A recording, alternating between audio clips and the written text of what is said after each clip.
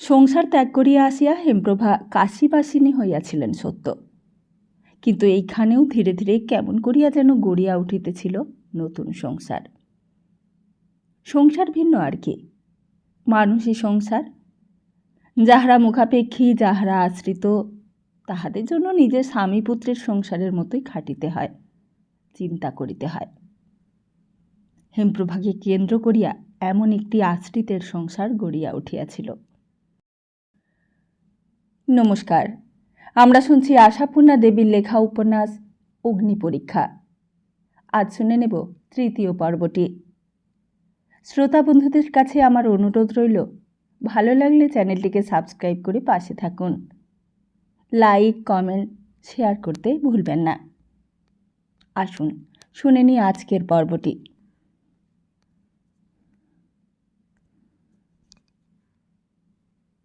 মা বাপ মরা যে ছেলে দুটি স্কুলে যায়, তাহাদের আহারের তদবির সারিয়া হেমপ্রভা সবে গঙ্গার ঘাটে স্নানে গিয়াছেন।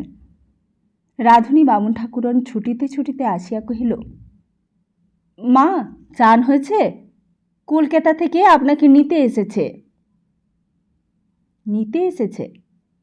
সে কি, কে? জানি না মা, নাম বললে লাল বিহারী। হ্যাঁ, কলকাতার বাড়ির সরকার। তা কি বলছে সে? অজানা একটা আশঙ্কায় বুকটা থরথর করিয়া কাঁপিতে থাকে হেমপ্রভার। কিছুই বলছে না, শুধু বলছে ঠাকুমাকে নিতে এসেছি। হেমপ্রভা আর প্রশ্ন করিতে সাহস করেন না, ধীরে ধীরে বাড়ি ফেরেন। বাহিরের ঘরে লালবিহারী বসিয়াছিল চুপচাপ। হেমপ্রভা আসিয়া দাঁড়াইতে পায়ের উপর হুমড়ি খাইয়া পড়িয়া হাউ হাউ করিয়া কাঁদিয়া ওঠে।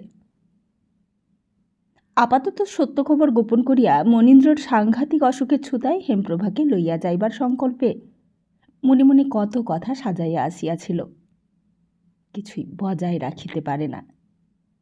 মেয়ে মানুষের মতো বিলাপ করিয়া কাঁদিতে থাকে। না, সন্দেহের আর অবকাশ নাই। হেমপ্রভার জন্য চরম দণ্ডাজ্ঞা উচ্চারণ করিয়া গেল মনীন্দ্র। অপরাধের ভারে ভারাক্রান্ত হেমপ্রভা নিজেই তো নিজের জন্য নির্বাসন দণ্ড বাছিয়া লইয়াছিলেন, তবুও তৃপ্তি হইল না তাহার, আরও শাস্তির প্রয়োজন হইল। কাঁদিলেন না, মূর্ছা গেলেন না, কাঠের মতো বসিয়া রহিলেন হেমপ্রভা, দেওয়ালে পিঠ ঠেসাইয়া। অনেকক্ষণ কাঁদিয়া লালবিহারী নিজেই স্থির হইল, চোখ মুছিয়া বলিল, আমার সঙ্গে যেতে হবে যে ঠাকুমা। যেতে হবে? হেমপ্রভা চমকিয়া ওঠেন। কার কাছে লালবিহারী? মার কাছে, খোকা খুকিদের কাছে, আমাদের কাছে। আপনি না গেলে আমরা কোথায় দাঁড়াবো ঠাকুমা? হেমপ্রভা 1 মিনিট চুপ থাকিয়া বলেন, বৌমা কি আমাকে নিয়ে যেতে তোমায় পাঠিয়েছে লালবিহারী? লালবিহারী ঢোক গিলিয়া বলে, তার কি আর মাথা ঠিক আছে ঠাকুমা? পাঠিয়েছেন বই কি, তিনি তো খবর দেবার জন্যে। হেমপ্রভা ম্লান হাসির সঙ্গে বলেন, খবর দিতে বলেছে তা জানি, বলবে বই কি, সকলের আগে আমারই তো এই খবরটা পাওয়া উচিত। কিন্তু আমি যেতে পারবো না লালবিহারী, বৌমাকে এই মুখ দেখাতে পারবো না আমি। কিন্তু ঠাকুমা, খোকা খুকিদের, তাদের আর আমি কি করতে পারবো লালবিহারী? হয়তোবা অনিষ্ট করেই বসবো। সত্য কথা এই যে চিত্রলেখা শুধু টেলিগ্রাম করিয়া দিবারই হুকুম দিয়াছিলেন। লালবিহারী নিজের বুদ্ধি খাটাইয়া সরাসরি চলিয়া আসিয়াছে। হেমপ্রভা স্থির মুখভাব দেখিয়া আর ভরসা থাকে না, তবুও কাতরভাবে বলে, তাহলে একলা ফিরে যাব ঠাকুমা? একলাই তো সবাইকে ফিরতে হবে লালবিহারী। হেমপ্রভা আরেকবার ম্লান হাসেন। আবার কিছুক্ষণ কাটে। একসময় বলে ওঠেন, ওঠো লালবিহারী, স্নান টান করো, জল মুখে দাও। লালবিহারী আরেকবার হা হা করিয়া ওঠে। ও অনুরোধ আর করবেন না ঠাকুমা। হেমপ্রভা স্থির স্বরে বলেন, করব বই কি লালবিহারী, করতে তো হবেই। আমি নিজেই কি এক্ষুনি স্নান আহার করব না? আজ না পারি কাল করব। মণি যখন মা বলিয়া আমাকে এতটুকু দয়া মায়া করল না, আমি আর কল্লজ্জায় অভিমান করব, শোক করব? যেই বিবাহ ব্যাপারটাকে লইয়া এত কাণ্ড, তাপসী ভিন্ন আরও যে একটি অংশীদার তাহার আছে, সে কথা ভুলিয়া থাকিলেই বা চলিবে কেন? বেচারা বুলুর দিকেও তো একবার চাহিতে হয়। অগাধ অর্থের মালিক হইলেও মাতৃপিতৃহীন অসহায় কিশোর যেদিন জীবনের একমাত্র নির্ভরস্থল পিতামহকে আকস্মাৎ হারাইয়া বসিল, সেই দিন সেই অগাধ অর্থের পানে চাহিয়া যে সে কিছুমাত্র ভরসা বোধ করিল, এমন মনে করিবার কারণ নাই। চারিদিকে চাহিয়া একটা নিঃশ্বাস রোধকারী গুরুভার অন্ধকার ছাড়া আর কিছুই তাহার চোখে পড়িল না। স্বপ্নের মতো কি যে একটা কাণ্ড ঘটিয়া গিয়াছে, সেই ছবিও স্পষ্ট মনে পড়ে না। জানিয়া বুঝিয়া বিবাহে অসম্মতি প্রকাশ করিবার মতো বয়স তো তাহার নয়, তাছাড়াও সময়ও ছিল না। ব্যাপারটা যে সত্যই বিবাহ, এ বোধই কি জন্মিয়াছে ছাই।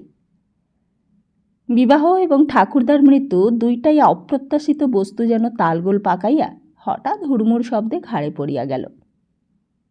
নিঃসঙ্গে পথ চলিতে চলিতে যেন কোথা হইতে একটা পাহাড়ের চূড়া ঝড়ে উড়িয়া আসিয়া ঘাড়ের ওপর ভাঙিয়া পড়িয়াছে। অপ্রত্যাশিত এত বড় আঘাতটাই মূঢ় বিপর্যস্ত দিশাহারা হইলেও তবুও কান্তি মুখুজ্জের নাতি সে। দিশাহারা হইলেও কর্তব্যহারা হইল না। শ্রাদ্ধের আয়োজনে ত্রুটি মাত্র ঘটিল না। দান ধ্যান, ব্রাহ্মণ বিদায়, কাঙালি ভোজন উচিত মতোই হইল। অর্থবল, লোকবল, অভাব কিছুরই ছিল না, শুধু ইচ্ছা প্রকাশের অপেক্ষা। নিমন্ত্রণপত্র বিলি করিবার সময় পিসি রাজলক্ষ্মী একবার কথাটা পাড়িলেন। বিবাহ যখন হইয়াইছে, উড়াইয়া দিবার তো আর উপায় নাই। শ্বশুরকে নিমন্ত্রণ করিয়া বউ লইয়া আসুক বুলু। স্বামী স্ত্রী একঘাট করিতে হয়, এই কথা আর কোন হিন্দুর সন্তান না জানে। কাজেই তাপসীদের দিক হইতে আপত্তি তুলিবার আর পথ কোথায়? নিজের পিসি নয়, কান্তি মুখুজ্জের দূর সম্পর্কের ভাগিনী। তবুও বুলুর মা মারা যাওয়ার পর বুলুর ভার তিনিই লইয়াছিলেন এবং নিজের পিসির বাড়া হইয়াই চিরদিনই এই সংসারে আছেন। কান্তি মুখুজ্জেও কন্যার আদরেই এতদিন আশ্রয় দিয়া আসিয়াছেন তাহাকে। কাজেই বাড়ির ভেতরকার ব্যবস্থাপনা অথবা লোকলৌকিকতার বিষয়ে উপদেশ পরামর্শের অধিকার তাহারই। বুলুকে নীরব থাকিতে দেখিয়া তিনি ঈষৎ জোরের সঙ্গে বক্তব্যের পুনরুক্তি করেন। শোন বাবা, এখন থেকে সবই যখন তোকে মাথায় নিতে হবে, তখন কোনো কিছুই তো আর এড়িয়ে গেলে চলবে না। শুনতে হবে, বুঝতে হবে। বৌমাকে না আনলে তো চলবেই না, আনতেই হবে যে। কিন্তু নিজের গুরুদায়িত্ব সম্বন্ধে যতই অবহিত হোক বলু, তবু পিসিমার কথার কোনো উত্তর দিল না, না তুলিল মুখ। রাজলক্ষ্মী আরেকবার বলেন, ওরা শুনছি কলকাতায় চলে গেছে। খুবই অভদ্রতা হয়েছে ওদের ওটা। তবুও আমাদের কর্তব্য আমাদের কাছে। আমি সরকার মশাইকে বলে সব ঠিক করিয়ে দিচ্ছি। কাল সকালে ট্রেনে তুমি চলে যাও সরকার মশাইয়ের সঙ্গে, বুঝলে? একটা দিন কলকাতার বাড়িতে থেকে একেবারে পরশু বৌমাকে নিয়ে ফিরবে। এতক্ষণে বুলু কথা বলে বেশ সজোরে মাথা নাড়িয়ে, ওসব আমি পারবো না, চিনি না কিছু না। রাজলক্ষ্মী হাসিয়া ফেলিয়া বলেন, চিনতে তো হবে, নাকি হবে না? তোকে কিছুই বলতে কইতে হবে না বাপু, শুধু লোক দেখতে একবার গিয়ে দাঁড়াবি, যা বলবার সবই সরকার মশাই বলবেন। সরকার মশাই নিজেই যান না তবে? না রে বাপু, তা হয় না। এসব সামাজিকতার ব্যাপার, যা নিয়ম তা করতেই হয়। তোমার দায় যখন। হ্যাঁ দায়, বাড়ি একেবারে আমাকে কেউ চেনে বুঝি? না, এই ছেলেটা অচেনার ভয়েই সারা হলো দেখছি। ওরে বাপু, এই সূত্রেই তো চেনা পরিচয় করে নেওয়াটা হবে। হুট করে কাজটা হয়ে গেছে, মেয়ের মা বাপ জানতে পারেনি, ব্যাপারটা তো একটু জগা খিচুড়ি মতন হয়েই রয়েছে, পরিষ্কার করা কি দরকার নয়? অবশ্যই নিন্দে আমি ওদেরই করব। যতই হোক মেয়ের পিতামহী যখন নিজে বসে সম্প্রদান করেছেন, তা মা বাপের আর বলবার কি আছে? আর তাছাড়া হিন্দুর মেয়ের বিয়ে ফিরিয়ে দিতে তো পারবি না। আর এইদিকে এই এত বড় বিপদ ঘটে গেল, উদ্দেশ্য নেই কিছু নেই, মেয়ে নিয়ে গটগট করে চলে গেলি। তা মেয়েই নয় তোদের মস্ত দামই বুঝলাম, কিন্তু আমাদের ছেলেই বুঝি ফেল না। বলা বাহুল্য রাজলক্ষ্মী দেবী যে উপযুক্ত শ্রোতা ভাবিয়াই বুলুকে এইসব কথা শোনাইতে বসিয়াছেন তা নয়। বুলু উপলক্ষ মাত্র। নিজের মনের বিরক্তিটাই প্রশ্নোত্তরের ভঙ্গিতে প্রকাশ করিতে থাকেন তিনি। বকিতে বকিতে তিনি সরকার মহাশয়কে ডাকিতে পাঠাইবার উদ্যোগ করিতেই বুলু মরিয়া হইয়া বলে, পিসিমা, ওইসব কিছু করতে টরতে হবে না, সত্যিই নয় কিছু, শুধু শুধু। পিসিমা সন্দিগ্ধভাবে বলেন, কি সত্যি নয়? ওই তো ওইসব। সুকুমার লাবণ্যময় মুখ লজ্জায় লাল হইয়া ওঠে বুলুর। তবুও পিসিমা বুঝিয়া উঠিতে পারেন না, অথবা না বোঝার ভান করেন হয়তো। বলেন, কি সব? তাই খুলে বল না বাপু, না বললে বুঝবো কি করে? বুলু সবেগে মাথা নাড়িয়া বলিয়া ওঠে, না, তুমি যেন কিছুই বুঝতে পারো না, সব বাজে কথা, বোঝো নাই বই কি। পারলাম না। রাজলক্ষ্মী হতাশ ভঙ্গিতে বলেন, না পারলে উপায় কি বল? ওই সব সেই সব, এসব বোঝা আমার কর্ম নয়। আহ বাবারে, সেই দিন যা সব কাণ্ড হলো, ও মোটেই কিছু সত্যি নয়। দাদু শুধু শুধু কেন যে আমাকে। সহসা দাদুর নাম মুখে আসিতেই অভিমানে বেদনায় নীল আকাশের মতো উজ্জ্বল চোখ দুটি আসন্ন বর্ষণ মেঘের ছায়ায় গভীর কালো হইয়া আসে। এক ঝাপটা শীতল বাতাসের অপেক্ষা, ঝরিয়া পড়িতে বিলম্ব হইবে না।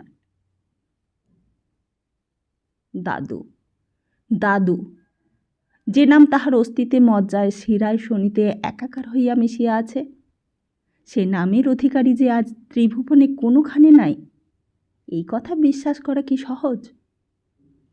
বিশ্বাস করিবার মতো করিয়া তলাইয়া ভাবিতে বসাও তো সম্ভব নয়।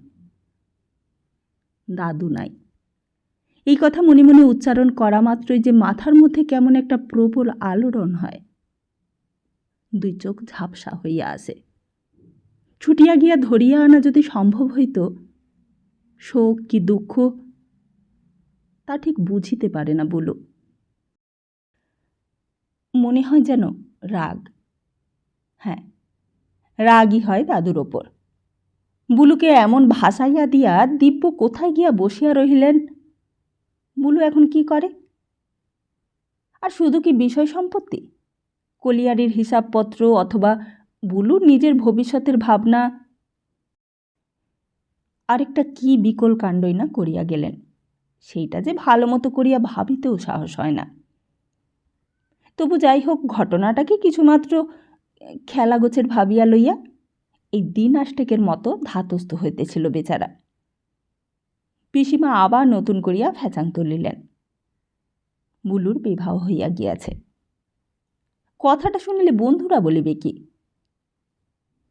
কিন্তু বিবাহটাই কি সত্য? দাদুর মৃত্যুর মতো এটাও যেন একটা নিতান্তই অবিশ্বাস্য ব্যাপার, কিছুতেই মনকে মানাইয়া লওয়া যায় না, অথচ একেবারে ভুলিয়া থাকাটাও কঠিন।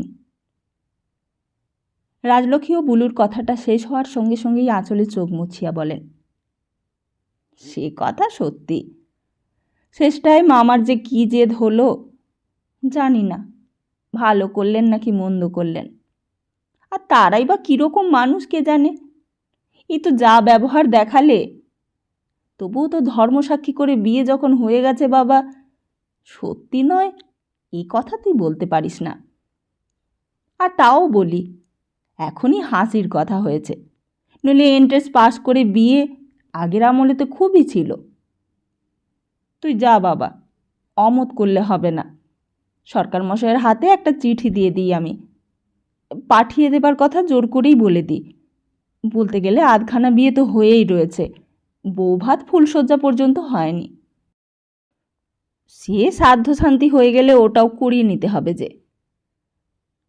ধোত, আমি কখনো পারবো না। এই বলিয়া উঠিয়া পালায় বুলু। শেষ পর্যন্ত রাজলক্ষ্মী বেশ কিছু ভনিতা করিয়া একখানি চিঠি লিখিয়া সরকার মহাশয়ের হাতে পাঠাইয়া দেন এবং বউ আসার আশা ও আশঙ্কায় ঘণ্টা গুনিতে বসেন।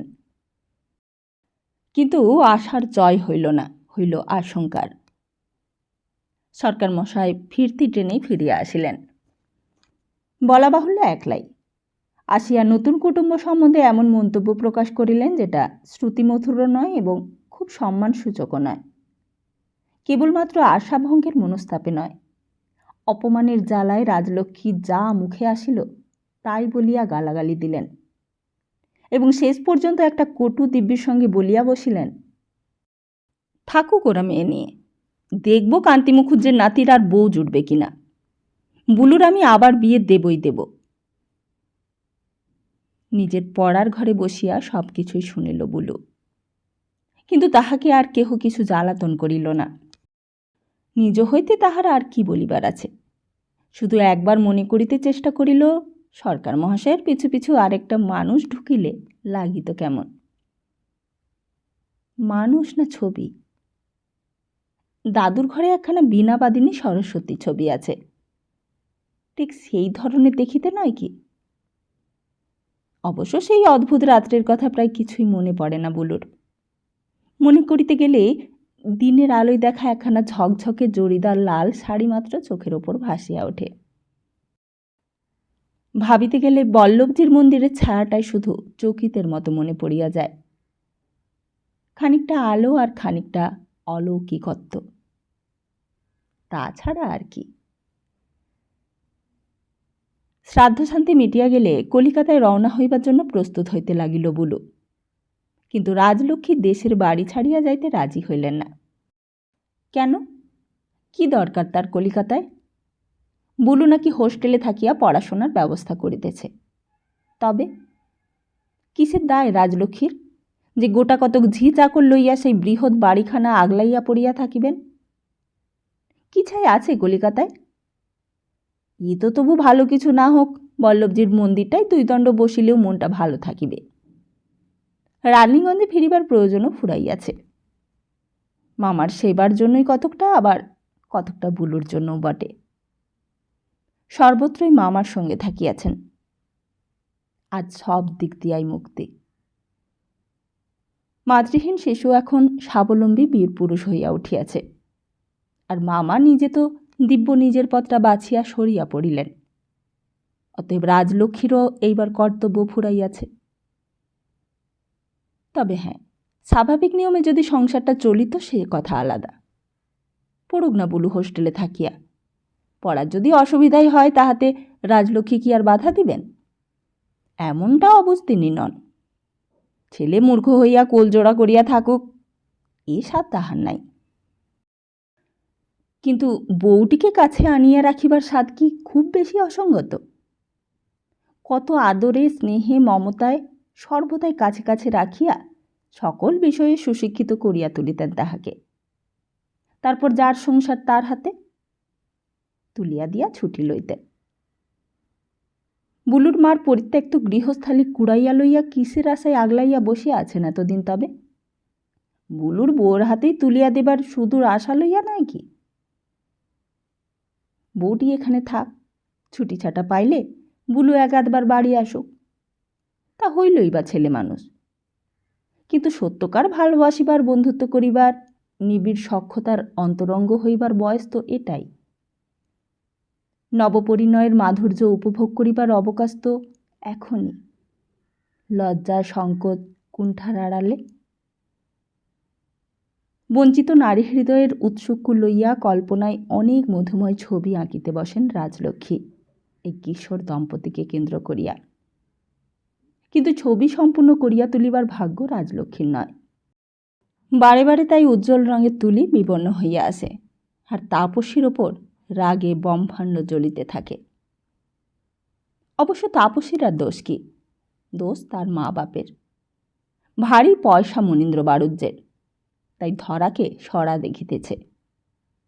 মুখে উচ্চারণ করিলে শুনিতে খারাপ, তা নয়তো বুলুর পয়সায় বুলু অমন 10টা মণি বাড়ুজ্যকে চাকর রাখিতে পারে। ছেলে শীঘ্রই আবার বিবাহ দেবার সংকল্পটাই এরকম সময় খুবই প্রবল হইয়া ওঠে। কিন্তু তাপসীর মুখখানি মনে পড়িলেই যেন সংকল্পটা শিথিল হইয়া যায়। সেকালে রাজপুত্রীরা যেমন বন্দিনী রাজকন্যাকে উদ্ধার করিয়া আনিত, তাপসীকে তেমনই উদ্ধার করিয়া আনা যদি সম্ভব হইত বুলুর পক্ষে। সে যাক, মনে মনে মানুষ কত কী ভাবে, বাস্তব ক্ষেত্রে তো তার কিছুই দাম নাই। যে কথার দাম আছে সে কথাই কহিতে হয়। বুলুর কলিকাতা যাইবার মুখে তাই রাজলক্ষ্মী তাহাকে ডাকিয়া সাবধান করিয়া দেন। দেখো বাপু, একটি কথা বলে রাখছি, কোনো ছলে কোনো উপলক্ষে ওদের বাড়ির ছায়াটি মারাবে না। অন্যমনা বুলু ফস করিয়া প্রশ্ন করে, কাদের বাড়ি পিসিমা? কাদের আবার? তোর ওই গুণধর শ্বশুর মশায়ের। এখন তো অগ্রাহ্য করে মেয়ে নিয়ে চলে গেলেন, যেন কোনো সম্বন্ধই নেই। শেষে পস্তাতে হবে, আর তখন যে টুপ করে ওখান থেকে যাওয়া আসা করিয়ে জামাইটিকে বশ করে নেবেন তা হতে দিচ্ছি না। ধুত, পিসিমা যত সব বস আবার কি, আর যাচ্ছেই বা কে? রাজলক্ষ্মী মুচকি হাসিয়া বলেন, তা কি আর জানি, টুকটুকে বউ হয়েছে, যদি শ্বশুরবাড়ি যাবার মন হয় তোর, তাই সাবধান করে দিচ্ছি। তোর পড়াশোনা শেষ হওয়া পর্যন্ত আমি দেখব, খোসামত করে মেয়ে পৌঁছে দেয় তো ভালো কথা, নচেত আমি তোর আবার বিয়ে দেব। কি আর বলবো, মামা নেই তাই, নইলে এক্ষুনি ওদের নাকের সামনে দিয়ে ড্যাং ড্যাং করে বউ ঘরে তুলতাম। ওর ওই মেম ফ্যাশনি মা মেয়ে নিয়ে বসে বসে দেখত। মামা অসময়ে চলে গিয়ে। রাজলক্ষ্মী আরেকবার চোখ মুছিমার জন্য কথা থামাইতেই বুলু তাড়াতাড়ি একটা প্রণাম ঠুকিয়া, দেরি হয়ে যাচ্ছে পিসিমা, এই বলিয়া ব্যস্ত হইয়া ওঠে। ওইসব কথার আলোচনা তাহার পক্ষে অস্বস্তিকর, কিন্তু রাজলক্ষ্মীর যেন আর অন্য চিন্তা নাই, অন্য কোনো কথাও নাই। আর নিজে ভুলিতে পারেন না বলিয়াই বোধ করি অপর কাহাকেও ভুলিতে দেন না, অথচ ভুলিয়া যাওয়াটাই সবচাইতে ভালো ছিল নাকি? ট্রেন ছুটিতে থাকে। বুলুকে ঘুমাইবার পরামর্শ দিয়া সরকার মশাই নিজেই নাক ডাকাইতে শুরু করেন, আর খোলা জানালার বাহিরের নির্নিমেষ দৃষ্টি মেলিয়া বিনিদ্র বুলু বসিয়া থাকে। বসিয়া বসিয়া কি যেন ভাবে, কে জানে। কৈশোরকাল স্বপ্ন দেখিবার কাল, উজ্জ্বল ভবিষ্যতের সোনালী স্বপ্ন, নিজেকে রচনা করিবার দুরন্ত ইচ্ছায় উদ্দাম স্বপ্ন। আবহমান কাল হইতে পৃথিবীর সমস্ত কিশোর চিত্ত যে বেদনাময় আনন্দের স্বপ্ন দেখিয়া আসিতেছে, তাহার স্বপ্ন। আসিবার সময় পিসিমা এমন একটা কথা বলিয়া বসিলেন, অদ্ভুত। এদিকে নিজেই তো ধর্মসাক্ষীটা কি কত কি বলিলেন, ফেরত দিবার উপায় নাই, বদলাইবার উপায় নাই, কত সব কথা। এখন আবার উল্টাপাল্টা কথা শুরু করিয়াছেন। ধুত, দাদু যা করিয়া দিয়া গিয়াছেন তাহার উপর বুঝি সর্দারি ফলাইতে আছে? আর এত ভাবনারই বা কী দরকার? বুলুর বুঝি লেখাপড়া নাই? কলিকাতার পড়া সাঙ্গ করিয়া বুলু বিলাত যাইবে না যেন? কলিকাতা আসিয়া কলেজে ভর্তি হইল বটে, কিন্তু প্রথমটা কিছুতেই মন বসাইতে পারিত না বুলু। তাহার সদ্য শোকাহত উদ্ভ্রান্ত মনের অবস্থায় সহপাঠীদের হৈহুল্লোড়, অকারণ হাসি, অর্থহীন গল্প নিতান্তই বাজে আর বিশ্রী লাগিত। সকলের সঙ্গে মেলামেশা করার মতো সপ্রতিভ নয় সে, কাজেই মনমরা ভাবে আপনার লেখাপড়া লইয়াই একপাশে কাটাইয়া দিত। কিন্তু বয়সটা 16 আর জায়গাটা ছাত্রাবাস, নিজের স্বাতন্ত্র্য বজায় রাখিয়া একপাশে পড়িয়া থাকা বেশি দিন সম্ভব নয়। প্রবল বন্যার আকর্ষণে কে কতদিন অটল থাকিতে পারে? আসন্ন যৌবনে সোনার কাঠি ঘুমন্ত মনকে নাড়া দিয়া জাগাইয়া তোলে। চিত্ত শতদলের এক একটি দল বিকশিত হইতে থাকে। উন্মুখ হৃদয় বিরাট বিশ্বকে আপনার ভেতর গ্রহণ করিতে চায়। সকলকেই ভালোবাসিতে ইচ্ছা হয়, সকলকে আপনার মনে হয়। অকপট সরলতায় ধীরে ধীরে ধরা দেয় বুলু। দলের মধ্যে সুকুমার নামক ছেলেটিকেই চায়। সদা হাস্যময় কৌতুকপ্রিয় এই ছেলেটিকে প্রত্যেকেই ভালোবাসে। বলিতে গেলে বুলু তো তার প্রেমমুগ্ধ ভক্ত। কিন্তু সেই সুকুমারই একদিন তাহার মাথা খাইয়া বসিল। বুলু তখন ঘরে অনুপস্থিত। কি যেন এক টুকরা কাগজ লইয়া হাসির বান ডাকিয়াছে ঘরে। উপলক্ষটা যে বুলু সেটা একটু লক্ষ্য করিলেই বোঝা যায়। বেশ কিছুক্ষণ হুল্লোড়ের পর রঙ্গমঞ্চে বুলুর আবির্ভাব ঘটে, আর সঙ্গে সঙ্গেই প্রচণ্ড একটা হাসির বোল। বুলুও হাস্যমুখে প্রশ্ন করে, কি হলো হঠাৎ? আর কি হলো? রমেন চশমার ভেতর হইতে চোখ পাকাইয়া বলে, কি বাবা ভালো ছেলে, ডুবে ডুবে জল খেতে শিখেছ? উহ, আমরা ভাবি কি ইনোসেন্ট। তা হঠাৎ এমন কি প্রমাণ পেলে আমার বিরুদ্ধে? বুলু প্রশ্ন করে। সুকুমার বাঁকা হাসির সঙ্গে বলে, আমরা কি জানতে পারি তাপসী নাম্নী ভদ্রমহিলাটি কে?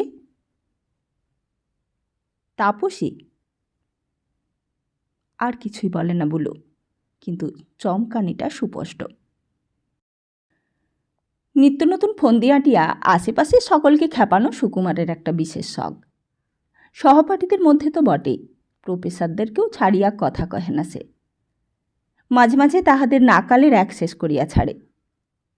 সুকুমার যখন বুলুর খাটের তলা হইতে একখানা লেটার প্যাডের পাতা কুড়াইয়া আনিয়া এত হাসাহাসি জুড়িয়া দিয়াছিল, রমেন, দিলীপ, পরেশ, শিবনাথ প্রভৃতি সকলেই ভাবিয়াছিল এটা সুকুমারের নতুন কীর্তি। পরের হাতে লেখা নকল করিবার একটা বিশেষ ক্ষমতা সুকুমারের আছে কি না। কাগজখানার একটা পিঠ ভর্তি শুধু একটাই নাম, ইংরেজি বাংলা টানা হাতের যুক্তাক্ষর, আবার সবগুলির ওপর হিজিবিজি আর বড় বড় করিয়া লেখা একটি নাম, তাপসী। তাপসী তাপসী। কিন্তু বুলুর চমকানিটা যে নিতান্তই সন্দেহজনক। হ্যাঁ হ্যাঁ, তাপসী, যার নামের জপমালা তৈরি হয়েছে। চিনতে পারেন হাতের লেখাটা? রমেন সহৎসাহে প্রশ্ন করে। চিনতে দেরি হয় না। একটা ফাউন্টেন পেন কিনিয়া আনিয়া নিপটার গুণাগুণ পরীক্ষার্থে বারবার এই একটা নামই লিখিয়াছিল বুলু লেটার প্যাডের পাতা ভর্তি করিয়া। কাল কি পরশু ঠিক স্মরণ নাই। বুলুর অবশ্য আগের চাইতে উন্নতি হইয়াছে, তাই ধাতস্থ হইতে দেরি লাগে না। লজ্জায় লাল হইয়া পড়িয়া অপ্রতিভও হয় না। কাগজখানার দিকে দৃষ্টিপাত করিয়াই অবহেলা ভরে বলিয়া ওঠে, ও এই, আমি ভাবলাম না জানি আমার বিরুদ্ধে কি ভয়ানক সব প্রমাণপত্র জোগাড় করেছিস।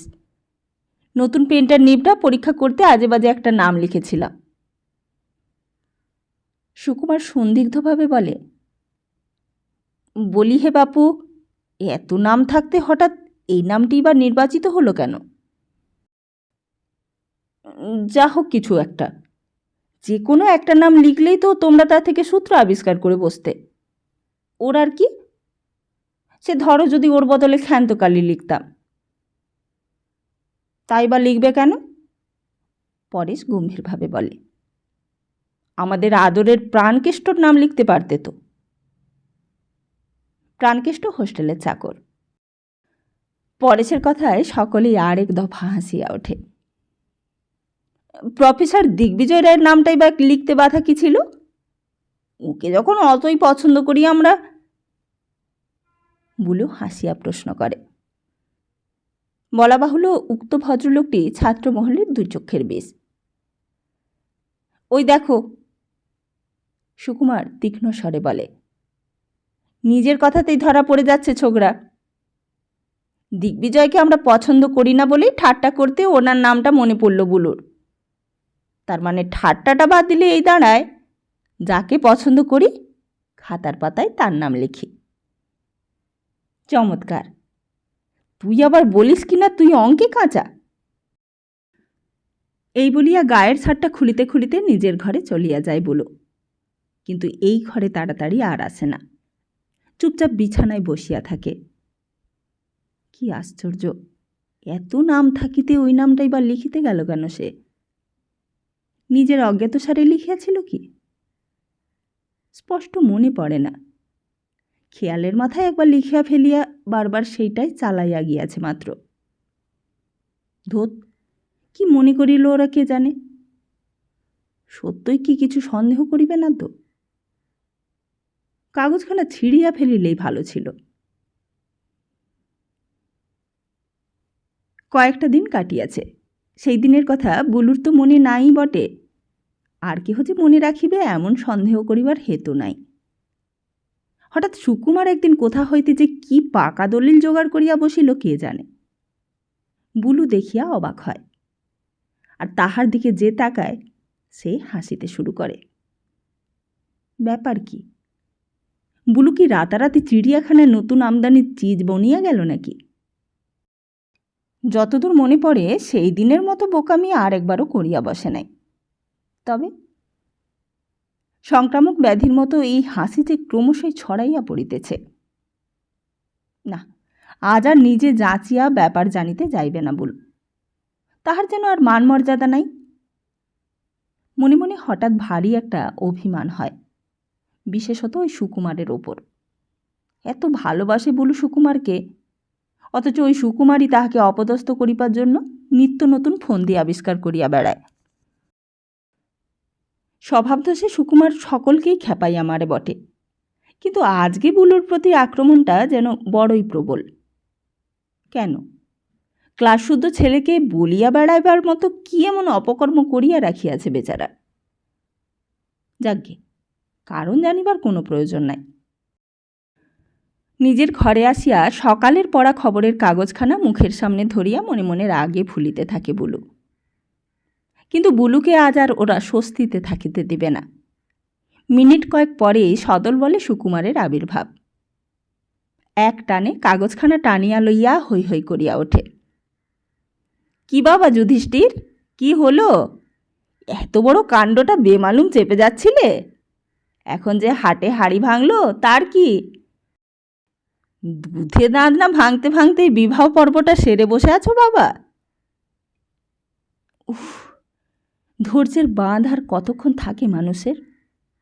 এত বড় আঘাতেও ভাঙিয়া পড়িবে না?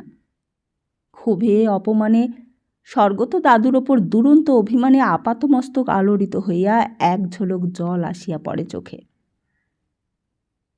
হায়, এটা বাড়ি নয়, কিংবা পিসিমার স্নেহ ছায়া নয় যে চোখের জলের মূল্য থাকিবে। ফল ফলল বিপরীত। এক বাক্যে সকলেই স্থির করিল বউয়ের জন্য মন কেমন করিতেছে বুলুর। বলা বাহুল্য, কোথা হইতে সংবাদ সংগ্রহ করিয়া আনিয়া সহপাঠী মহলে রাষ্ট্র করিয়া দিয়াছে সুকুমার। বুলু বিবাহিত। অতঃপর অনেক প্রশ্ন বর্ষণ হইতে থাকে বুলুর ওপর। বুলুরা সত্যই বাঙালি অথবা খোট্টা কিনা? বিবাহ কি তাহার দুগ্ধপোষ্য অবস্থাতে স্থির হইয়া গিয়াছিল? আর এ হেন শুভকর্মটি একেবারে সারিয়া লইয়া কলেজে ঢোকার কারণ কি বন্ধুবর্গকে নিমন্ত্রণে ফাঁকি দেওয়া? বউ দেখিতে কেমন? বন্ধুদের একদিন দেখাইবে কিনা বুলু? এই সমস্ত অজস্র প্রশ্ন এবং পরিহাসের ভঙ্গিতে অবশ্য দুগ্ধপোষ্যতার আভাস খুঁজিয়া পাওয়া শক্ত হয়। সহপাঠীদের মধ্যে 2-4 বছরের বড় ছেলের তো অভাব নাই। বুলু কোনো উত্তরই দেয় না, আর কাঁদিয়াও ফেলে না। ভারী মুখে চুপচাপ বসিয়া থাকে। বন্ধুদের ওপর রাগ করিতেও যেন পথ থাকে না। সত্যই তো, সে একটা খাপ ছাড়া সৃষ্টি ছাড়া অভিশপ্ত জীব। জীবনের প্রারম্ভে যে অভিশাপ বর্ষণ করা হইয়াছে তাহার ওপর, তাহার ফল ভুগিতে হইবে না? এই সভ্য জগতে সভ্য সমাজে এমন অসভ্য ব্যাপার কি কাহারও জীবনে ঘটে? বন্ধুদের ওপর অভিমানে কিছুদিন আর ভালোভাবে মেলামেশা করে না বলু। আপন মনে নিজের পড়াশোনা লইয়াই থাকে। নিজেকে যেন সকলের চাইতে স্বতন্ত্র মনে হয়। ভালো লাগে না। এই ছোট গণ্ডির মধ্যে সামান্য কয়েকখানা পাঠ্যপুস্তক নাড়াচাড়া করিয়া দিন কাটানো আর পরীক্ষার শেষে গোটা কয়েক নম্বর বেশি পাওয়ার মধ্যেই কি জীবনের সার্থকতা? দূর দূরান্তের দেশ হইতে কে যেন হাতছানি দিয়া তারে ডাকে। কোথায় সেই অগাধ সমুদ্র, তুষার কিরিটি পর্বতমালা, বিচিত্র ভাষাভাষী মানব গোষ্ঠী, জ্ঞান বিজ্ঞানের জন্মভূমি, সভ্যতা আর সৌন্দর্যের লীলা নিকেতন, বিশাল পৃথিবী, বিরাট জগৎ। এতটুকু একটা ঘরের মধ্যে নিজেকে আটকাইয়া রাখিবার জন্যই কি মানুষের সৃষ্টি? কিন্তু অপেক্ষা করিতে হইবে, আরও কিছুদিন অপেক্ষা করা ছাড়া উপায় নাই। বিশ্বের দরবারে যে এখনও নিতান্তই নাবালক সে। ধীরে ধীরে আবার কিছুটা সহজ হইয়া আসে, আবার সহপাঠীদের আক্রমণের ফাঁদে ধরা দিতে হয়। সভা সমিতি, শোভাযাত্রা, পিকেটিং, কর্তৃপক্ষের অনুশাসনের প্রতিবাদে ধর্মঘট, ছাত্রজীবনের বহুবিধ উত্তেজনার মধ্যে কাটিতে থাকে দিনগুলি। অতীতের দুঃস্বপ্ন আর তেমন অব্যবস্থিত করিয়া তুলতে পারে না। ভীত বিহ্বল কিশোর চিত্তে আসে যৌবনের দৃঢ়তা। অগাধ সমুদ্রের রহস্যময় আহ্বানে সাড়া দেবার সাহস খুঁজিয়া পায়। নতুন নতুন জ্ঞান আহরণের সংকল্পে সেই সমুদ্র পাড়ি দেয় বুলু।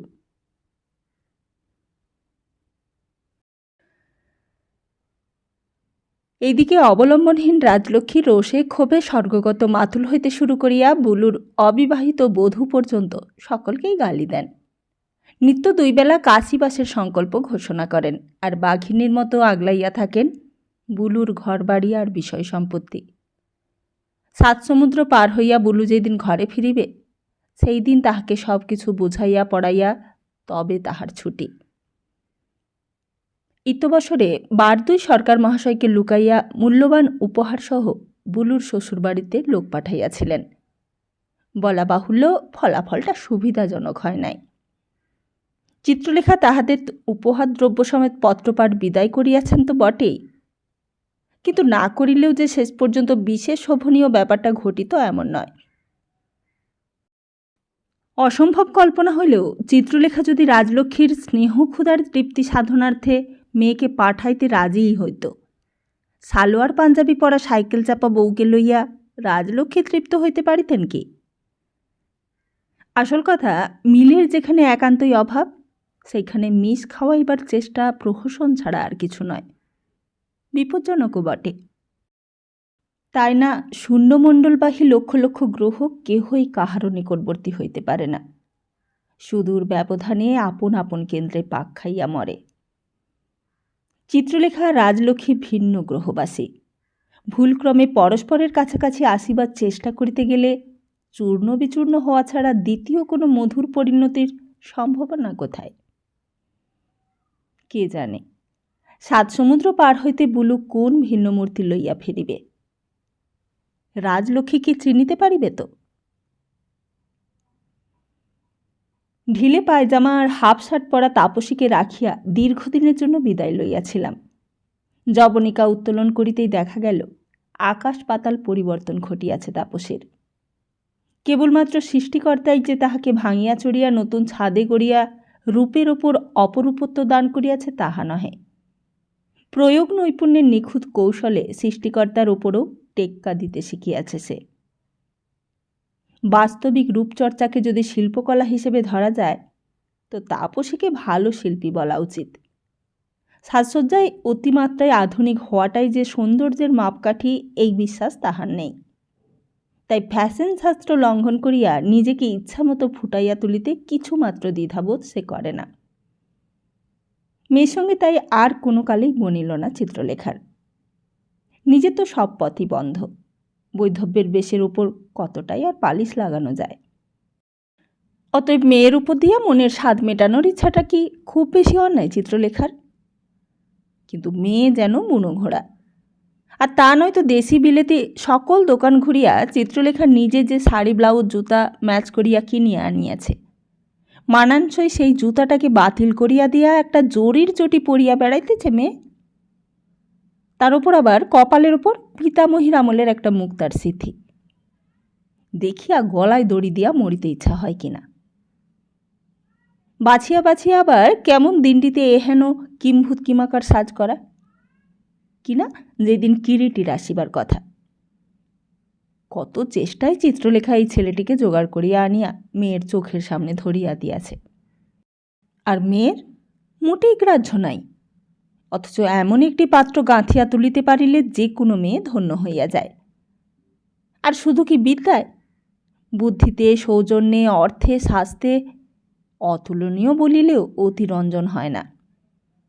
তার ওপর রূপ, যেটা পুরুষের পক্ষে বাড়তি বলিলেও চলে। সেই হিসেবে সৃষ্টিকর্তার একটি বেহিসেবি অপচয়ের নমুনা কিরিটি। এত রূপ, এত গুণ, এত টাকা কিরিটির, তবু মেয়ের অন্ত পাওয়া ভার। কখনো মনে হয় বেশ সুরাহা।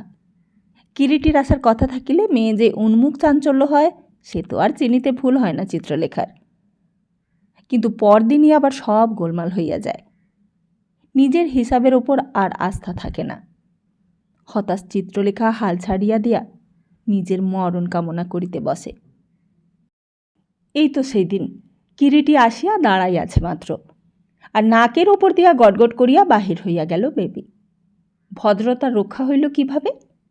না, এই যে মিস্টার মুখার্জি, ভালো তো?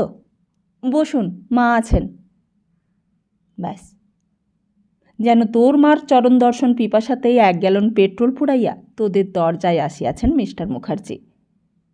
মূর্খ মূর্খ, তাছাড়া আর কিছুই নয়। যেমন নির্বোধের বংশ, তাই শেষ পর্যন্ত স্বর্গবাসী স্বামী আর কাশীবাসিনী শাশুড়ি ঠাকুরানীর ওপরে সমস্ত ক্রোধটা গিয়া পড়ে।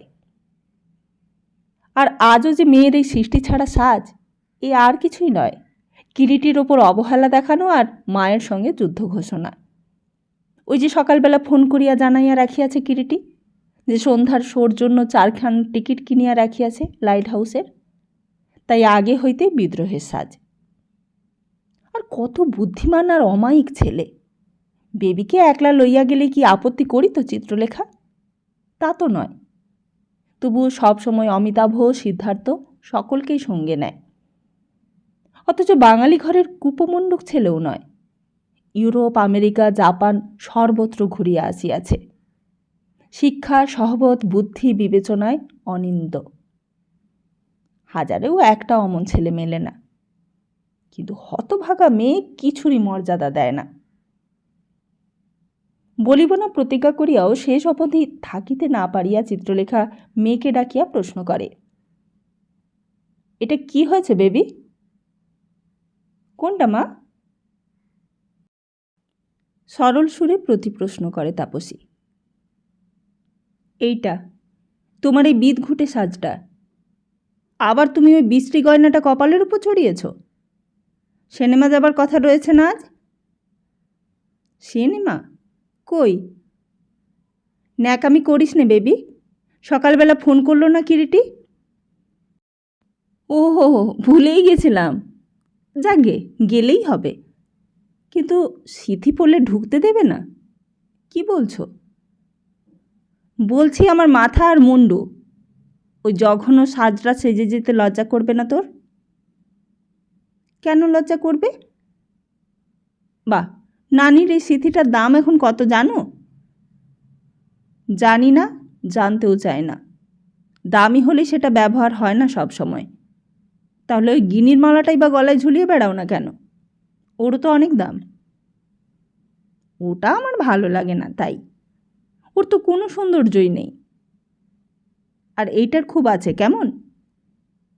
আচ্ছা, যতই সৌন্দর্য থাক, ওটা খুলে ফেলো আজ। আর ওই জরির চটি? পাগল হয়েছ মা? কি একটু সিনেমা যাব তার জন্য আবার নতুন করে এত কাণ্ড? যা আছি বেশ আছি। আচ্ছা বেবি, তুই কি আমায় পাগল করবি? এইরকম সেকেলেপনা দেখলে কিরিটি কি মনে করবে বলতো? পাগল তোমায় নতুন করে করতে হবে না মা, নিজেই তুমি যথেষ্ট পাগল আছো। জগতে এত লোক থাকতে মিস্টার মুখার্জি কি মনে করবেন তা ভেবে এত দুশ্চিন্তা কেন? চিত্রলেখা মেয়ের ইচ্ছাকৃত ন্যাকামি আর বরদাস্ত করিতে পারেন না। জ্বলিয়া উঠিয়া বলে, দুশ্চিন্তা কেন তা তুমি বোঝো না? তুমি কি মনে করো তুমি ভিন্ন আর পাত্রী জুটবে না ওর? নেহাত নাকি অতি অমায়িক, অতি ভদ্র ছেলে, তাই এখনো পর্যন্ত তোমার খামখেয়ালিপনা সহ্য করছে। একবার যদি মন ঘুরে যায়। তাপসী এইবার কিঞ্চিত গম্ভীর হইয়া পড়ে, ধীর স্বরে বলে, কার কখন মন ঘুরে যাবে সেই ভয়ে কাতর হওয়া আমার পোষায় না মা। বাংলাদেশে পাত্রীর অভাব নেই, আর ওর যে একটা জুটবে না এমন বাজে কথা ভাবতেই বা যাব কেন? কিন্তু আমার সঙ্গে তার সম্পর্ক কি?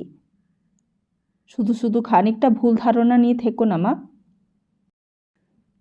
ভুল ধারণা? চিত্রলেখা করিবে ভুল ধারণা? মেয়েকেই বরং সে বুঝিয়া উঠিতে অক্ষম হইয়া পড়ে মাঝে মাঝে। কিন্তু কিরিটির বিষয়ে ভুল করিবার কিছুই নাই।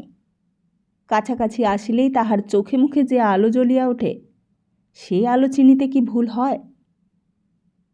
7 সমুদ্র 13 নদী পার হইয়া কত নীলনয়না রূপসীর বিদ্যাপতি তরুণীর মোহ এড়াইয়া সে যে চিত্রলেখার মেয়ের হৃদয়দ্বারে প্রার্থী হইয়া আসিয়া দাঁড়াইয়াছে, এটাই কি সোজা বিস্ময়? হোক না তাহার সুন্দর মেয়ে, তবু তো বিদেশিনীদের রূপগুণ হাস্যলাস্য আকর্ষণী শক্তির কাছে কি? তাহাদের তুলনায় সত্যই তো কিছু আর চোখে পড়িবার মতো নয় তাপসী। তবুও তো কিরিটি যে বেবির প্রেমে পড়িয়াছে এ কথা তো চন্দ্র সূর্যের মতোই সত্য। চিত্রলেখার ধারণা ভুল নয়। হঠাৎ একটা কথা মনে হয়, তাপসীর এই যে অবহেলার ভাব, বোধ করি বা অভিমান, হয়তোবা কিরিটির প্রেমে আজও সন্দেহ আছে তার, তাই মাঝে মাঝে নিজেকে সরাইয়া লয়। তাই মাকে বলিল, মিথ্যে খানিকটা ভুল ধারণা নিয়ে থেকো না, অর্থাৎ মিথ্যা আশা মনে পোষণ করিও না। মেয়ের খামখেয়ালি ব্যবহারের খানিকটা হদিস আবিষ্কার করিয়া ফেলিয়া চিত্রলেখা বেশ খানিকটা ধাতস্থ হয়। প্রসন্ন কণ্ঠে বলে, ভুল ধারণা কিছুই নয় রে বাপু, কিরিটির মন জানতে আর বাকি নেই আমার। এখন শুধু অপেক্ষায় আছে বোধহয়, দেখি এই দিক থেকে কোনো প্রস্তাব ওঠে কি না। তাই এইবার আমি প্রস্তাব তো চিত্রলেখা কবেই করিত, কেবলমাত্র মনমর্জি মেয়ের ভয়েই সাহস করে না। যা থাকে কপালে, এইবার একটা হেস্তনেস্ত করিয়া ছাড়িবে সে নিঘাত। তাপসী আরও বেশি গম্ভীর মুখে বলে, দেখো মা, তোমায় বাপু বারণ করে দিচ্ছি, ওইসব যা তা করতে যেও না। মানুষ কি পুতুল যে একটাকে নিয়েই বারবার খেলা যায়? কি হলো কথাটা? চিত্রলেখা তীক্ষ্ণ সুরে প্রশ্ন করে, তোমার এই কথার অর্থ? অর্থ জানি নে মা, শুধু তোমায় বলে রাখছি, আমার ওপর থেকে আশা ছাড়ো। আজ মিস্টার মুখার্জির পছন্দ করবেন না বলে আমি শাড়ি ছেড়ে স্কার্ট ধরবো, অথবা কাল মিস্টার লাহেরি পছন্দ করছেন না ভেবে চা ছেড়ে কোকো ধরবো, এইসব আমার দ্বারা হবে না। দুই চোখে অগ্নিবাণ হানিয়া চিত্রলেখা কয়েক মুহূর্ত নীরব থাকার পর ক্রুদ্ধস্বরে বলেন, তোমার মতলবটা আমাকে খুলে বলবে? আমার আবার মতলব কিসের? যেমন আছি তেমন থাকবো, ব্যাস। ব্যাস? এ কি ছেলে খেলা পেয়েছো নাকি? অকারণ রাগ করছো কেন মা? নানি দেওয়া গয়নাগুলো আমার পরতে ভালো লাগে, তাই পরি। তোমার যদি খুব বিরক্তিকর লাগে আর পরব না। কপাল হইতে সিথিটা খুলিয়া ফেলিতে উদ্যত হয় বেবি। চিত্রলেখা বোধ করি কিছুটা অপ্রতিভ হয়। ঈষৎ নরম গলায় বলে, থাক থাক, ব্যস্ত হবার দরকার নেই। কিন্তু কথা হচ্ছে, কিরিটির বিষয়ে একটা কিছু স্থির করে ফেলা উচিত নয় কি? সত্যই তো কিছু আর এইভাবে অনিশ্চিতের আশায় দিন কাটিয়ে বসে থাকবার মতো সস্তা ছেলেও নয়। শুধু তোমাকে একটু বিশেষ পছন্দ করে ফেলেছে বলেই না এখনও তোমার এইসব খামখেয়ালিপনা সহ্য করছে। কিন্তু জেনে রেখো, সুযোগ বারবার আসে না। অবশ্য ওকেও যদি তোমার পছন্দ না হয় আলাদা কথা, কিন্তু তা না হলে বলবো সেটা তোমার পক্ষে রীতিমতো দুর্ভাগ্য। ভাগ্যটা তো আমার নেহাতি দুর্জন মা, নতুন করে আর কি বদলাবে তুমি? যদিও তাপসী পরিহাসের ছলে আপন ভাগ্যের নিন্দা করে, তবু মনে হয় ব্যঙ্গের আড়ালে কোথায় যেন রহিয়াছে হতাশার সুর। চিত্রলেখার মাতৃহৃদয় কাঁপিয়া ওঠে। মুখরা হোক, রুক্ষ মেজাজি হোক, তবু তো মা। এই যে আজ 10-12 বৎসর যাবৎ লড়িয়া আসিতেছে চিত্রলেখা মেয়ের সেই পুতুল খেলার বিয়েটা নাকচ করিয়া ফেলিবার চেষ্টায়, সেটা কার জন্য? মেয়েটা সুখী হোক, সংসার করুক, জীবনকে উপভোগ করিবার পথ খুঁজিয়া পাক, এটাই না তার উদ্দেশ্য? তাই বিগলিত স্বরে বলে, ভাগ্য কেন খারাপ হবে? কখনোই না। মানুষের অবিবেচনার ফলে যে দুর্ভাগ্য, সেই দুর্ভাগ্যকে কেন স্বীকার করে নেব আমরা?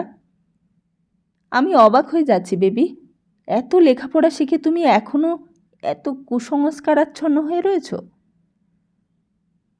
তাপসী হাসিয়া ফেলিয়া বলে, সেটা খুব মিথ্যে নয় মা। তোমার মতন অত সংস্কার মুক্ত হতে পারিনি এখনো। ভবিষ্যতে যদি পারি দেখা যাবে। পূর্বতন সেই বিবাহ নামক খেলাটার নাম আর স্পষ্ট করিয়া কেহই উল্লেখ করে না, শুধু কথার যুদ্ধ চলে। চিত্রলেখা মেয়ের বিদ্রূপে জ্বলিয়া উঠিয়া বলেন, এই যদি তোমার উচ্চ আদর্শ হয় তাহলে তো ওই ছেলেটাকে টাঙিয়ে রেখে ফ্ল্যাট করবার তো কোনো মানে দেখি না। মা, ছি। চিত্রলেখা কথাটা বলিয়া ফেলিয়া মনে মনে একটু যে কুণ্ঠিত হন নাই তা নয়, কিন্তু সেটা প্রকাশ করাও সম্মানজনক নয়, তাই আরও জেদের সঙ্গে বলিয়া বসেন, নিশ্চয়ই তো। নিজের ব্যবহার নিজে বোঝবার মতো বুদ্ধি তোমার হয়নি এটা নিশ্চয়ই বলবে না। কিসের আশায় সে যখন তখন এসে ধর্ণা দেয়, রাস রাস টাকা খরচ করে? এতদিনে অনায়াসে জবাবটা দিতে পারতে তুমি, দেওয়া উচিত ছিল। তাপসী বিরক্তি গম্ভীর স্বরে বলে, কে কিসের আশায় কি করছে তার জন্য আমি দায়ী হতে যাব কোন দুঃখে? আর জবাবের কথাই যদি বললে মা, মিছিমিছি গায়ে পড়ে জবাব দিতে যাবই বা কেন? প্রশ্ন যদি আসে, জবাব দিতে দেরি হবে না তা দেখো। মেয়ের এই হেন কথা শুনিয়া চিত্রলেখা যে ক্ষিপ্ত হইয়া উঠিবে এটা কিছু বিচিত্র নয়। দীর্ঘকাল যাবৎ যে আশাতরুর মূলে জল সিঞ্চন করিয়া আসিতেছে, মেয়ে যদি এক কথায় তাহার মূলে কুঠারাঘাত করিয়া বসে, কেমন হয় মনের অবস্থা? তাপসীর সঙ্গে মুখোমুখি কোনোদিন কোনো কথাই হয় না এটা নিয়া। তবুও চিত্রলেখার নিশ্চিত ধারণা ছিল, এতদিনে মেয়েটা নিজেকে কুমারী কন্যা বলিয়াই স্বীকার করিয়া লইয়াছে এবং মনে মনে ভবিষ্যতের রঙিন ছবি আঁকিতেছে। কিন্তু আজকের কথাবার্তাগুলো তো তেমন সুবিধাজনক নয়। শেষ পর্যন্ত এমনই গণ্ডমূর্খ হইল মেয়েটা। এত বড় জীবনটা কাটাইবার একটা অবলম্বন কি প্রয়োজন হইবে না? বিধবা, তবু তো স্বামী স্মৃতি বুকে ধরিয়া। আচ্ছা, বিধবা বিয়েও তো হয়। এক যুগ আগেকার সেই ধূমকেতুর মতো সর্বনেশে অপয়া ছেলেটা বাঁচিয়া আছে কিনা সন্দেহ। শোনা গিয়াছিল 3 কুলে নাকি কেহই নাই তাহার। তবে এখনও কি আর টিকিয়া থাকা সম্ভব? টাকা কড়িগুলা 5 জনে ভুলাইয়া লইয়াছে। ছেলেটা হয়তো। সব চিন্তাগুলি মনের মধ্যে ভিড় করিয়া উঠিতেই দিশেহারা চিত্রলেখা ক্রুদ্ধ আর তীব্র প্রশ্ন করে, তুমি তাহলে সম্পূর্ণ স্বেচ্ছাচারী হতে চাও কেমন? তা হবেই না বা কেন? তোমার নানি তো স্বেচ্ছাচারী হবার রাস্তা খুলেই দিয়ে গিয়েছেন। কারুর মুখাপেক্ষী তো তুমি নও, জমিদারির মালিক। নিতান্ত ক্রোধের বশেই এত বড় কটু কথাটা উচ্চারণ করে বসে চিত্রলেখা। বস্তুত হেমপ্রভার দানপত্র অনুসারে তাপসী সব কিছুর উত্তরাধিকারিণী হইলেও সেটা নিতান্তই অভিনয়ের মতো। চিত্রলেখাই সব।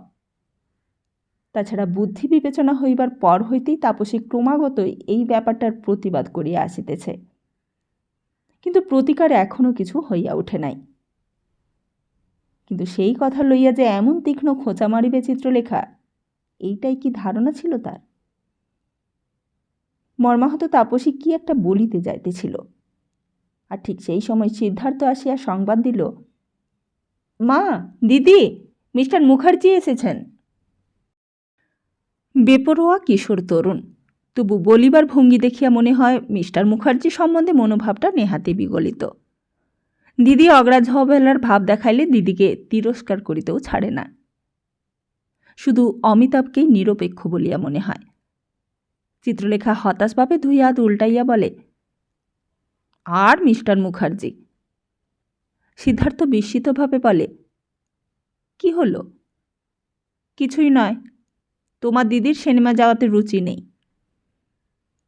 সিদ্ধার্থ মার কথার উত্তরে বিরক্তভাবে বলে, বাহ, মজা মন্দ নয়, দাদা বললে যাব না, দিদি এখন ওই বলছে, আমি বুঝি বোকার মতো শুধু যাব? তাপসী মৃদু হাসিয়া বলে, কেন, অভির কি হলো? কি আবার হবে? হয়েছে মান। মেয়েদের মতো কারুর সঙ্গে যাবেন না বাবু। নিজের কি হাত পা নেই? তা হাত পা যেন আমারই নেই। তবু তো ভদ্রতা বলে একটা জিনিস আছে কি না? নিশ্চয়ই আছে। তাপসী হাসিয়া ফেলিয়া বলে, ভদ্রতা রাখতে নিশ্চয়ই যাওয়া দরকার, কি বলো সিদ্ধার্থবাবু? আর তাছাড়া মেয়েদের তো আবার নিজের হাত পাও নেই, কারোর সঙ্গে যাওয়া ছাড়া আর উপায় কি? নিতান্তই স্বচ্ছন্দ গতিতে সিদ্ধার্থের সঙ্গে নিচে নামিয়া যায় তাপসী। সন্দেহ নাই, মিস্টার মুখার্জির উদ্দেশ্যেই। চিত্রলেখা মেয়ের গমন পথের পানে যে দৃষ্টিতে তাকাইয়া থাকেন, তাহার সংজ্ঞা পাওয়া ভার। ক্রোধ, ক্ষোভ, ঘৃণা, অবিশ্বাস নাকি হতাশা? মেয়েকে বুঝিতে না পারার হতাশা। বারান্দায় গিয়া উকিঝুঁকি মারিবার এনার্জি আর থাকে না চিত্রলেখার। বসিয়া বসিয়া একসময় শুনিতে পান মোটর বাহির হইয়া গেল। অমিতাভ যায় নাই, কণ্ঠস্বর পাওয়া যাইতেছে বাড়িতে। মিস্টার মুখার্জি বা কিরিটিকে যে অমিতাভ বিশেষ সূচক্ষে দেখে না, তা তাহার এড়াইয়া যাওয়ার ভঙ্গিতেই ধরা পড়ে। নিতান্তই অনুরোধে না পড়িলে কিরিটির সঙ্গে কোথাও যাইতে চাহে না। কিন্তু কেন? ভালো লাগে না, ভালো লাগে না, কিছুই যেন ভালো লাগে না। ভালো লাগিবার সহস্র উপকরণ চারিদিকে থরে থরে সাজানো থাকা সত্ত্বেও যেন একটা ভালো না লাগার তীক্ষ্ণ কাঁটা অহরহ বিধিয়া থাকে মনের ভেতর। কোনো মতেই দূর করা যায় না সেই অদৃশ্য শত্রুকে। চলিতে ফিরিতে খাইতে শুইতে এই কাঁটা যেন প্রতিনিয়ত স্মরণ করাইয়া দেয়, তুমি অস্বাভাবিক, তুমি অদ্ভুত, তুমি সৃষ্টি ছাড়া। সব কিছুতেই খুশি হইয়া উঠিবার অধিকারী তুমি নও। জন্মলগ্নের ক্রূর পরিহাসে সেই যোগ্যতা তুমি হারাইয়াছ। খুশি হইতে গিয়াও তাই খুশি হইতে পারে না তাপসী। ঠিক অন্তরঙ্গ হইতে পারে না কাহারও কাছে, পারে না ঠিকমতো সহজ হইতে। হাসিতে গিয়া থামিয়া পড়ে, ভালোবাসিতে গিয়া ফিরিয়া আসে। অনেক সময় তাই ব্যবহারটা তাহার সামঞ্জস্যহীন, উল্টাপাল্টা, অন্যের কাছে দুর্বোধ্য।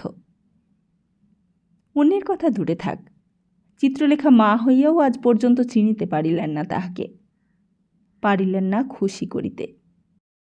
বাজার উজাড় করিয়া উপহার সামগ্রী দিয়াও নয়, হৃদয় উজাড় করিয়া ভালোবাসা দিয়াও নয়। তাছাড়া কিরিটির কথাই ধরো না, তাপসীকে এতটুকু খুশি করিতে পাইলে যে বেচারা ধন্য হইয়া যায়, সে কথা তো আর গোপন নাই। চেষ্টারও কোনো ত্রুটি রাখে নাই, কিন্তু পারিল কই? তাপসী পায়ের কাছে প্রাণটা ঢালিয়া দিলে বড় জোর আনন্দ প্রকাশের প্রসাদ বিতরণ করতে পারে তাপসী, কিন্তু খুশি হইতে পারে না। কিরিটি হয়তো ভাবে নিজের ত্রুটি, কিন্তু তাপসী তো জানে ত্রুটিটা কার। ভালোবাসা পাইয়া খুশি হইবার, ধন্য করিয়া ধন্য হইবার সৌভাগ্য তাপসীর নয়। শিশু তাপসীকে খুঁটি করিয়া যাহারা ইচ্ছামতো খেলা করিয়া গিয়াছে, তাহাদের উপর ক্রোধে ক্ষোভে মাঝে মাঝে যেন হাত পা ছুঁড়িয়া কাঁদিতে ইচ্ছা হয় তাপসীর। কিন্তু ইচ্ছাটা তো আর কার্যে পরিণত করিলে চলে না, তাই আগাগোড়া ব্যবহারই তাহার সঙ্গতিহীন, দুর্বোধ্য। চিত্রলেখার মতো যদি খেলাটাকে খেলার মতোই ঝাড়িয়া ফেলিয়া সহজ হইতে পারিত, তবে হয়তো বাঁচিয়া যাইত। কিন্তু পারিল কই? পারে না। পারে না বলিয়াই কিরিটির সঙ্গে পাশাপাশি বসিয়া সিনেমা দেখিতে দেখিতে মাথার যন্ত্রণায় এত বেশি কাতর হইতে হয় তাহাকে, যা হলের ভেতর বসিয়া থাকা অসম্ভব হয়। অমিতাভ অবশ্য আসে নাই, দিদির এলোমেলো ব্যবহার সে বরদাস্ত করিতে পারে না। কিন্তু আজকের ব্যবহারে সিদ্ধার্থও কম চটে না। সেও আর এতটা ছেলে মানুষ নাই যে দিদির এসব ঢং ছাড়া আর কিছুই নয় এটুকু বুঝিতে অক্ষম হইবে। এমন ভালো ছবিখানা দেখিতে দেখিতে মাঝখানে হঠাৎ বাড়ি ফিরিবার বায়না লইলে কে বা না চটে। তাই মনের রাগ মনে চাপিয়া গম্ভীরভাবে বলে, সে কি মিস্টার মুখার্জি, আপনি কেন যাবেন? বরং আমিই দিদিকে নিয়ে।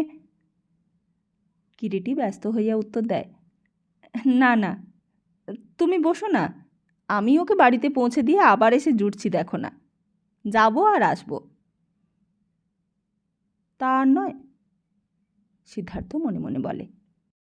গিয়ে আবার আপনি এক্ষুনি আসবেন, তাহলে তো আর ভাবনাই ছিল না। ড্রয়িং রুমে ঘণ্টাখানেক, সিঁড়ির সামনে আধ ঘণ্টা, আর গেটের ধারে কন্যা মিনিট 20। ততক্ষণে আরেকটা শো শুরু হয়ে যাবে। যাকগে, মনে মনে আর কি না বলে লোকে। তাই ভদ্রতাটা বজায় রাখিতে বলিতে হয়, দেখুন দেখি কি অন্যায়, মাঝখান থেকে আপনারও দেখা হলো না। দিদির এই এক রোগ, মাথা ধরা, যখন তখন মাথা ধরলেই হলো। দিদিটি ততক্ষণে গটগট করিয়া বাহির হইয়া গিয়াছেন। ব্যবহারে চক্ষু লজ্জার বালাই মাত্র নাই। অসময়ে মাথা ধরাইয়া অপরের ক্ষতির কারণ হইলে যে লোক দেখানো কুণ্ঠার ভাবও দেখাইতে হয়, এইটুকু সভ্যতার রীতিও মানিয়ে চলিতে যেন রাজি নয়।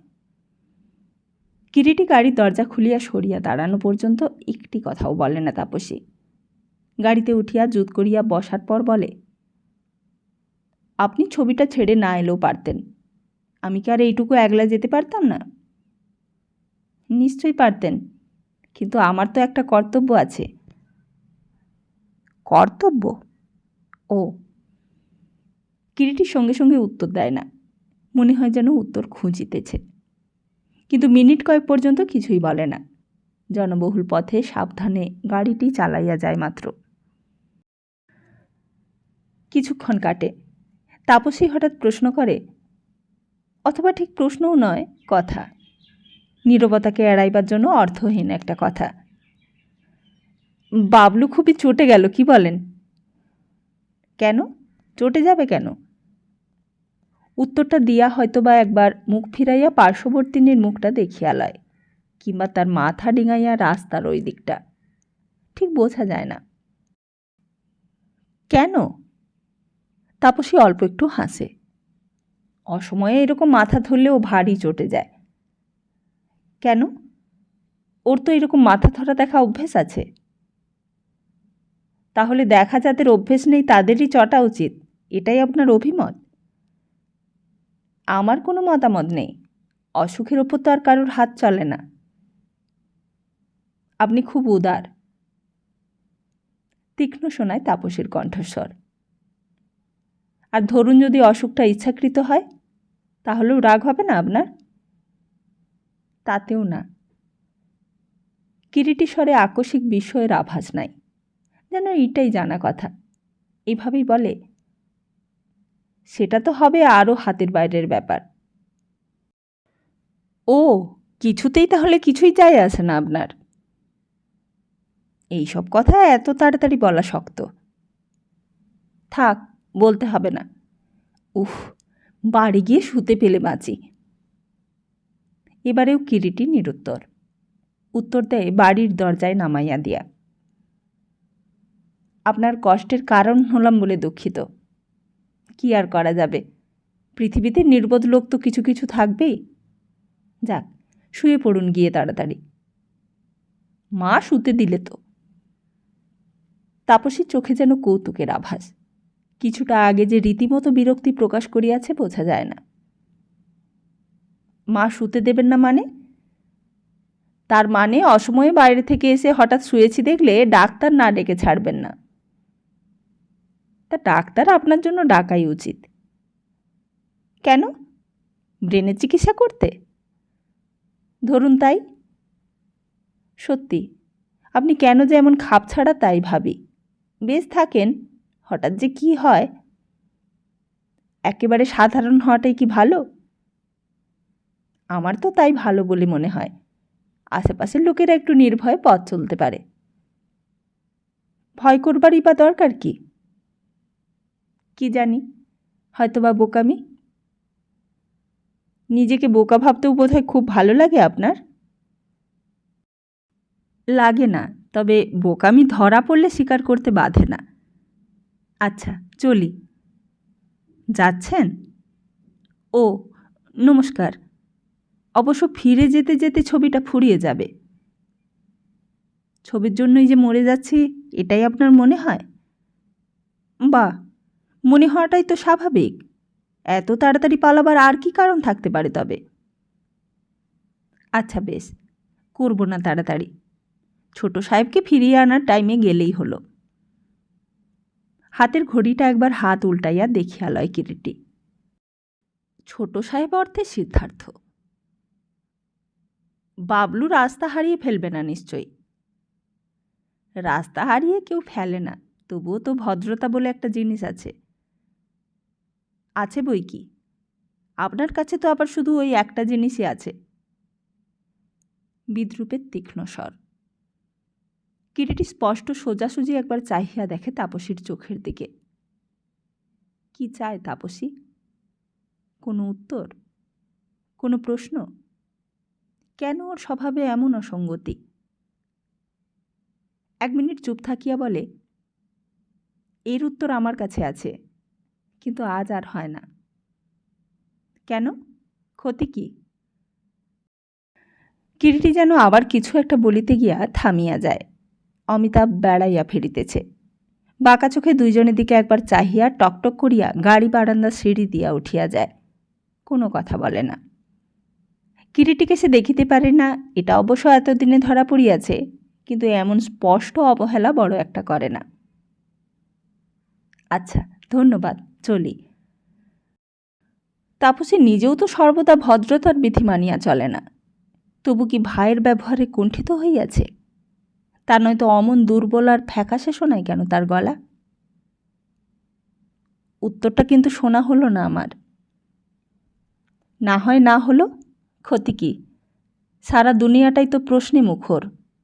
উত্তর কোথায়? নমস্কার। এই বলিয়া সত্যই চলিয়া যায় এইবার।